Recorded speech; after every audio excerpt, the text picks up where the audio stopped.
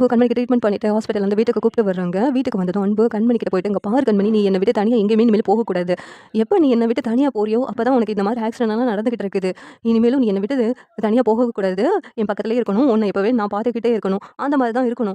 புரியுதா கண்மணி?" அப்படின்னு சொல்லிட்டு அன்பு சொல்லிக்கிட்டு இருக்காங்க. உடனே கண்மணி இருந்துகிட்டு அழுதுகிட்டேவும், "இங்க பாருங்க, உங்களுக்கு என் மேல அவ்வளோ பாசமா? அங்க கொடைக்கானல்ல இருக்கும்போதும் சரி, இங்க இருக்கும்போதும் சரி, ஒவ்வொரு தடவையும் எனக்கு ஏதாவது ஆபத்து வந்துகிட்டே தாங்க இருக்குது. ஆனா எல்லா ஆபத்துலயும் நீங்க உங்க உயிர பொருட்படுத்தாம என்ன காப்பாத்தியிருக்கீங்க. அன்னைக்கு பாம்பு வந்தபோது கூட பாம்பு உங்கள கடிக்கும்னு சொல்லிட்டு கொஞ்சம் கூட உங்களுக்கு பயமே இல்லங்க. அந்த பாம்பு கிட்ட இருந்து என்ன காப்பாத்துனீங்க. இப்ப ஃபயர் ஆக்சிடென்ட் ஆனதுலேருந்து அந்த தீயிலருந்து என்ன காப்பாத்தியிருக்கீங்க. இதுக்கு மேல ஒரு பொண்டாட்டிக்கு என்னதான் தேவை? நீங்க என் மேல அவ்வளவு அன்ப காட்டுறீங்க." அப்படின்னு சொல்லிட்டு கண்மணி சொல்றாங்க. உடனேவும் அன்பு இருந்துகிட்டு, "இங்க பாரு கண்மணி, நான் உன் மேல அவ்வளவு பாசம் வச்சிருக்கேன் கண்மணி. நீ இல்லன்னா என்னால உயிர் வாழவே முடியாது. நெருப்புக்குள்ள நீ மாட்டுனோன்னும் என் உயிரே போயிடுச்சு கண்மணி. நீ கண்ணு வேற முழிக்கலையா? அப்ப நீ இல்லாத இடத்துல நான் இருக்கவே கூடாதுன்னு சொல்லி கூட முடிவு பண்ணிட்டேன்."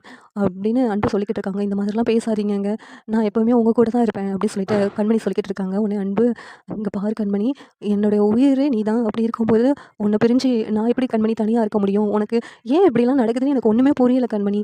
என்ன அடுத்தடுத்து ஏதாவது ஒண்ணு நடந்துகிட்டே இருக்கு." அப்படின்னு சொல்லிட்டு அன்பு ரொம்ப வருத்தப்பட்டு பேசுறாங்க. உடனே கண்மணி இருந்துட்டு, "என்ன பார்த்துக்கிறதுக்கு தான் நீங்க இருக்கீங்களே.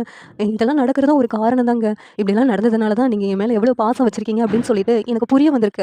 அப்படின்னு சொல்லிட்டு கண்மணி சொல்றாங்க. உடனே அன்பு இருந்துட்டு, "நான் உன் மேல பாசம் வைக்கிறத விட நீ பல மடங்கு என் மேல பாசம் வச்சிருக்க கண்மணி. அதுவும் எனக்கும் தெரியும். நீ எவ்வளோ விஷயத்துல என்னையும் காப்பாத்திருக்க. நீ என் உயிரையும் காப்பாத்திருக்க." அப்படின்னு சொல்லிட்டு அன்பு சொல்லிக்கிட்டு இருக்காங்க. கண்மணி, "இல்லங்க. நீங்க தாங்க என்ன நெறைய இடத்துல காப்பாத்திருக்கீங்க. நீங்க என்ன காப்பாத்தலன்னா நான் இந்த இடத்துல இருந்திருக்கவே முடியாது. பாம்பு கிட்ட இருந்தாலும் சரி, அந்த மாடியிலருந்து விழ போனேன். அப்பவும் சரி, இப்ப தீயில மாட்டிக்கிட்டு இருந்தேன். அத்தன பேர் இருந்தும் நீங்க தானே என்ன காப்பாத்துனீங்க."